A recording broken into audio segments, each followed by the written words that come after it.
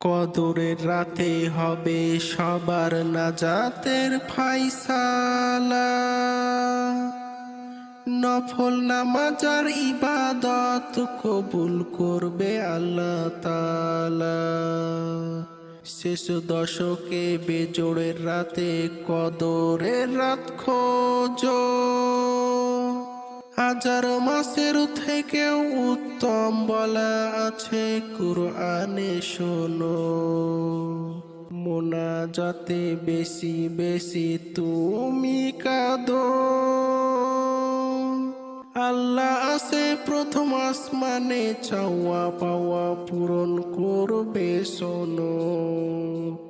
তোমার সাথে ফেরেশতারা আমিন আমিন বলতে থাকে, শেষ রাতে পৌঁছাবে দোয়া আল্লাহর কাছে।